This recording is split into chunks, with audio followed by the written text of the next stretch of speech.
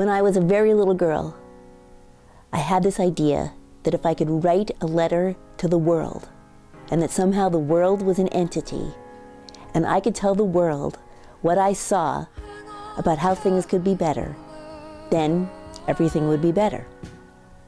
As it's turned out, the world isn't an entity that is actually at the other end able to listen and then respond in that kind of fluid way. And maybe in some ways I gave up on that all the way until the advent of Occupy Wall Street. As Occupy Wall Street has come into being, I have again had almost that same kind of feeling, that somehow Occupy Wall Street is also an entity that somehow is listening to the same heart that I have inside that I used to have when I was a little girl. So, if there is an Occupy Wall Street that can listen, there are some things that I want to say to you.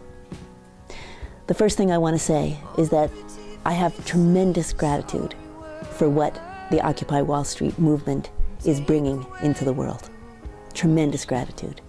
The catalyzing of hundreds of thousands of people all mobilizing together is a revisiting of hope and possibility that is magnificent, vital, important, and something for which I'm very, very grateful.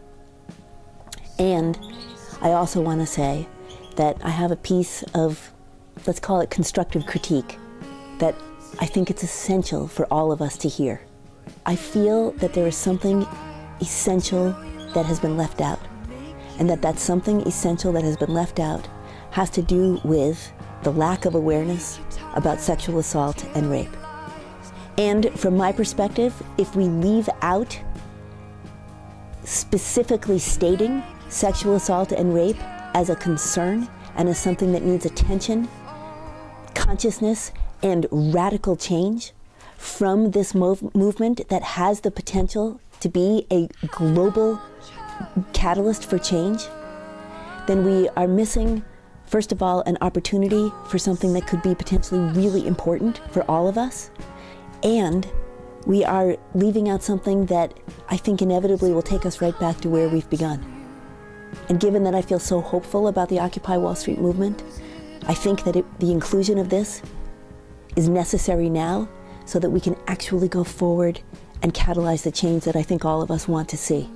And when we leave out the necessity for looking at specifically how sexual assault and rape are connected to corporate culture, and how corporate culture and sexual assault and rape are an absolute byproduct of the patriarchy that we all adhere to or have, we're missing a piece of the puzzle. I would reiterate my gratitude, my hope, my longing for things to change, my absolute excitement about creating an agenda and a mobilization of the 99%. And we must include a conversation and an increased attention around the issues of sexual assault and rape. Thank you so much.